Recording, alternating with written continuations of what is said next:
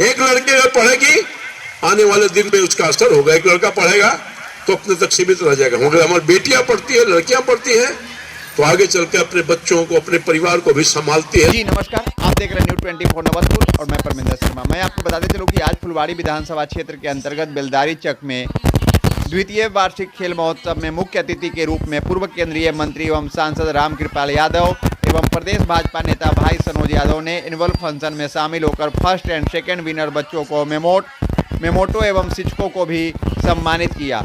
जैसा कि आप इस विजुअल के माध्यम से देख रहे हैं कि पूर्व केंद्रीय मंत्री एवं सांसद रामकृपाल यादव ने संबोधित करते हुए कहा कि बेलदारी चक में शिक्षा के दीप जलाकर आसपास के गांवों में शिक्षा ग्रहण करने हेतु बाहर जाने की जरूरत नहीं पड़ेगी और अच्छी शिक्षा अब इस गांव में ही मिलेगा और शिक्षित बच्चे ही गांव एवं समाज एवं परिवार नई दिशा की लेकर आगे बढ़ने की प्रेरणा देगी। वहां के स्थानीय प्राचार्य एवं शिक्षक एवं अभिभावकगण एवं पवन कुमार भाजपा नेता भाई सनोज यादव उपस्थित थे। जैसा कि इस विजुअल के माध्यम से आप देखें, आइए अब रामकृपाल जी का सुनते हैं क्या कह रहे हैं। देखता हूँ देश के स्तर पर, दुनिया के स्तर पर जब प्रतियोगिताएं होती है, कंपटीशन होता है, हमारी बेटियां ही तो हमारी सम्मान बढ़ाती है। हर चीज में आगे बढ़ रही लड़कियां। अब जो साइकिल में चलाती है और देश की सेवा भी कर रही है, हवाई जहाज में चला रही है और दुश्मनों को दांत खट्टे करने के लिए कि 47 में चला रही है। ये है लड़कियों का तरक्की। आधी आबादी है भाई, जब तक आधी आबादी सशक्त नहीं होगी, एम्पावरमेंट नहीं आएगा, तब तक देश आगे नहीं बढ़ सकता है। बहुत ही जरूरी है। एक लड़की अगर पढ़ेगी आने वाले दिन में उसका असर होगा, एक लड़का पढ़ेगा तो अपने तक सीमित रह जाएगा। अगर हमारी बेटियां पढ़ती है, लड़कियां पढ़ती हैं तो आगे चल के अपने बच्चों को, अपने परिवार को भी संभालती है। शिक्षा देने के लिए इनिशिएटिव लेती है। अच्छा एजुकेशन देने में बहुत माँ बाप की भूमिका होती है। अब ये कोई समझ ले कि हम स्कूल में, मैरी स्कूल में भेज दिए, बच्चा हमारा विद्वान हो जाएगा, नहीं। जितना शिक्षक मेहनत करते हैं उससे कहीं ज्यादा अभिभावक को, माता पिता को भी ध्यान देना पड़ेगा, तभी बच्चा आपका अप टू मार्क होगा। इन्हें कि गए और स्कूल में पहुंचा दिया, बस से पहुंचा दिया, आ गया बच्चा हमारा। अरे बच्चा क्या टास्क मिल रहा है, क्या शिक्षक पढ़ा रहे हैं, जब तक आपके घर का माँ बाप नहीं देखेगा तो कैसे वो बढ़ेगा ठीक से। 4, 5, 6 घंटा, 7 घंटा रहता है स्कूल, बाकी का दिन तो आपके साथ निभाना है, मतलब बिताना है। इसलिए अभिभावक को भी उतना ही मेहनत करना पड़ेगा जितना कि शिक्षक मेहनत करने का काम करते हैं। और ये हम पॉलिटिकल आदमी हैं, हमारी आबादी है, हम एमएलए बना देंगे, एमपी बना देंगे, मुख्यमंत्री बना देंगे। कितना दिन तक? 5 साल तक। कितना दिन तक? 10 साल तक। मगर हम अपने बच्चों को पढ़ा लिखा के डीएम बनाएंगे, एसपी बनाएंगे, प्रोफेसर बनाएंगे, इंजीनियर बनाएंगे, इंस्पेक्टर बनाएंगे, दरोगा बनाएंगे, इंजीनियर्स बनाएंगे, विद्वान बनाएंगे, तो वो अगले 40-45 तक सेवा न अपने परिवार का देगा, आर्थिक संपन्नता बनाएगा, बल्कि समाज के विभिन्न वर्गों को भी वो फायदा पहुंचाने का काम करेगा। इसे सत्ता सुख की प्राप्ति करनी है और परिवर्तन करना है तो बच्चों को पढ़ाओ, डीएम एसपी बनाओ, तभी तुम्हारा समाज का परिवर्तन हो सकता है और तभी हमारे तुमको सत्ता के सुख की प्राप्ति मिलेगी। ये है, ये होना चाहिए। इसलिए मैं बहुत वक्त नहीं लूंगा। मैं तमाम बच्चों को जितना जरूरी पढ़ना है उससे कम जरूरी खेलना नहीं है।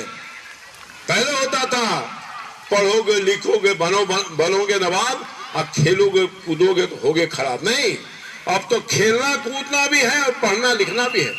जब तक शारीरिक तौर पर मजबूती नहीं आएगी तब तक मानसिक तौर पर मजबूती नहीं आ सकती है। इसलिए खेल भी उतना ही जरूरी है जितना कि पढ़ना जरूरी है। आप जब तक स्वस्थ नहीं रहोगे पढ़ाई कैसे करोगे भाई? एक दिन बीमार हो जाओगे, 4 दिन पढ़ाई पर असर हो जाता है। इससे जितना पढ़ना जरूरी है उतना खेलना भी जरूरी है, और जब तक खेलोगे, हेल्थ ठीक ठाक रहेगा तभी ना आगे बढ़ोगे बेटा। इसलिए जरूरी है। मैं मेरी स्कूल के प्रबंधक को विशेष तौर पर आभार व्यक्त करता हूं कि न सिर्फ पढ़ा रहे हैं बच्चों को, बल्कि खेल के माध्यम से ही बच्चों को शारीरिक स्वस्थ करने में, यानी उनकी बुद्धि विवेक बढ़े, उसी तरह से आप शारीरिक तौर पर मजबूत हो, उसके लिए खेल कूद में भी रुचि करवा रहे हैं, स्पोर्ट्स करवा रहे हैं। हमेशा इतना बड़ा फील्ड है तो मैं समझता हूँ कि हमेशा प्रैक्टिस भी करते होंगे, तो ये दोनों जरूरी है। तभी आगे के बगैर आदमी का विकास डेवलपमेंट नहीं हो सकता है। और जब तक शिक्षा हमारे घर में नहीं आएगा, हमारे समाज में नहीं आएगा, हमारे परिवार में नहीं आएगा, व्यक्ति में नहीं आएगा, उसका विकास होना नेक्स्ट टू इम्पॉसिबल। तो मैं समझता हूं कि शिक्षा ही एक आधार है जो समाज को आगे बढ़ाता है, प्रदेश को आगे बढ़ाता है, व्यक्ति को आगे बढ़ाता है। और शिक्षा ही एक आधार है जिससे आर्थिक मजबूती भी मिलती है, संस्कार मिलता है, सब कुछ मिलता है शिक्षा के माध्यम से। और मैं समझता हूं कि 2015 में ये स्कूल प्रारंभ हुआ है और विगत 9 साल से आप +2 एफिलिएटेड स्कूल है, यानी 12वीं क्लास तक आप आराम से इसमें शिक्षा प्राप्त कर सकते हैं। ये और भी खुशी की बात है, कहीं जाने वाने की जरूरत नहीं है। तो आप गुणवत्तापूर्वक शिक्षा, क्वालिटी एजुकेशन जिसको बोलते हैं अंग्रेजी में क्वालिटी एजुकेशन, उसकी आवश्यकता है। और मैं समझता हूं कि मेरी स्कूल क्वालिटी एजुकेशन दे रहा होगा। मुझे भरोसा है, शिक्षकों का पूरा प्रयास है बच्चों के जीवन को मजबूत करना, उनके बेसिक शिक्षा को मजबूत करना, नींव मजबूत करना, ताकि वो आगे पढ़ लिख करके बड़ा आदमी बन सके और अच्छे संस्कार प्राप्ति कर सके, अच्छा इंसान, अच्छा नागरिक, अच्छा भारतीय बन सके।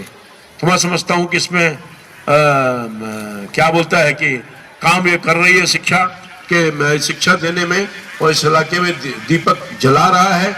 और जिस दिन इस इलाके में मेरी स्कूल या पूरे बिहार में जो हमारी गरीबी है, फटहाली है, बेरोजगारी है, बदहाली है, सब कुछ का एक ही इलाज है, एक ही ट्रीटमेंट है, वो शिक्षा। जिस दिन हर घर में एजुकेशन चला गया, शिक्षा चला गया, उस दिन घर के हरियाली हो जाएगी, घर में जगमग हो जाएगा और हम विकसित बिहार का सपना जो माननीय प्रधानमंत्री जी ने देखा है वो हो जाएगा, विकसित बिहार। और मैं वो समझता हूं कि अब लोगों की रुचि हो रही है, जो परिवेश बदला है, उनके अभिभावक, उनके गार्जियन, उनके परिवार के लोग, माँ बाप शिक्षा देने के लिए आतुर हैं और अच्छी शिक्षा देने के लिए आतुर हैं। मैं समझता हूं कि सरकारी स्तर पर भी स्कूल चलाए जाते हैं, मैं उसकी कोई निंदा नहीं कर रहा हूं, मगर कहीं ना कहीं अपने दायित्वों का निर्वहन ठीक से नहीं हो रहा है। इसलिए ऐसे जो निजी संस्थाओं के माध्यम से चलाया जा रहा है उस पर ज्यादा लोगों को भरोसा है। और मैं देख रहा हूं बच्चों का जो चेहरा मुझे दिख रहा है, सब गरीब के बच्चे हैं। तो मैं समझता हूं कि बहुत लंबा टाइम हम नहीं लेना चाहेंगे, एक बात बताएंगे। अगर लोगों को मजबूत बनना है तो पढ़ाई करना पड़ेगा और अच्छी पढ़ाई करना पड़ेगा। जो पढ़ेगा नहीं वो आगे नहीं बढ़ सकता है। मेरा अपना मानना है, पढ़ोगे तो बढ़ोगे। ये तो ऐसा चीज है कि शिक्षा रूपी संपत्ति अगर तुम्हारे पास आ गया, कोई बंटवारा भी नहीं कर सकता इसका, भाई बंटवारा नहीं करेगा, कोई चोर चोरी नहीं कर सकता है। तो शिक्षा रूपी संपत्ति अर्जित कर लो बहुआ साहब, बेटा साहब, आप निश्चित तौर पर आगे बढ़ोगे और सबकी खुशहाली हो जाएगी, माँ बाप परिवार सबकी खुशहाली हो जाएगी। जिस इलाके में, जिस घर में एक बच्चा अगर पढ़ जाता है, एक बच्ची पढ़ जाती है, तो उसका सब कुछ चेंज हो जाता है, परिवर्तन होता है। और खास तौर पर अब तो लड़कियों का बड़ा ही आगे की ओर बढ़ रही है। अभी मैं जुडिशियल सर्विस का रिजल्ट देख रहा था, 1 से 20 तक लड़कियां ही स्थान प्राप्त किए हैं।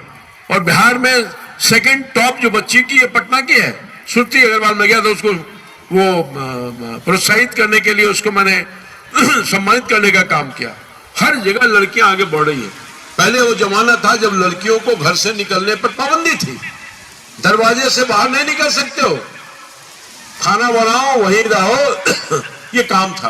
अब अभिभावक जो है, गार्जियन जो है, अब अपने बच्चों को भी पढ़ाने आभार व्यक्त करना चाहता हूं। सो थैंक यू, बहुत बहुत धन्यवाद आपका।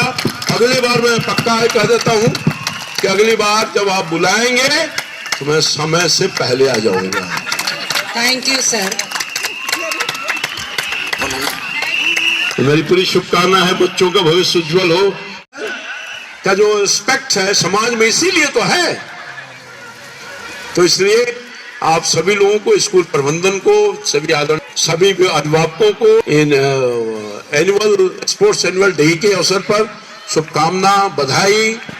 खूब बढ़ो, खूब पढ़ो, इस आशीर्वाद के साथ मैं आप सब लोगों से पुनः माफी मांगते हुए अपनी बात समाप्त करता हूँ। बहुत बहुत धन्यवाद। तो आपने सुना कि पूर्व केंद्रीय मंत्री एवं सांसद रामकृपाल यादव ने साफ साफ शब्दों में कहा कि बेलदारी चक्के में अब शिक्षा की दीप जल चुका है। आसपास के गांवों में शिक्षा ग्रहण करने के लिए बाहर जाने की जरूरत नहीं है, जैसा कि रामकृपाल कह रहे हैं कि अब इस गांव के बेलदारी चक्के गांव के बच्चों को अच्छी शिक्षा एवं गांव में ही मिलेगा एवं शिक्षित बच्चे ही गांव एवं समाज परिवार की नई दिशा लेकर आगे बढ़ने का प्रेरणा देगी, जैसा कि इस विजुअल के माध्यम से और रामकृपाल जो कहे आपके सामने मैंने प्रस्तुत किया। अगर आप YouTube देख रहे हैं तो सब्सक्राइब करें और फेसबुक देख रहे हैं तो फॉलो करें, लाइक, मैसेज, शेयर करना ना भूलें। जय हिंद, जय बिहार।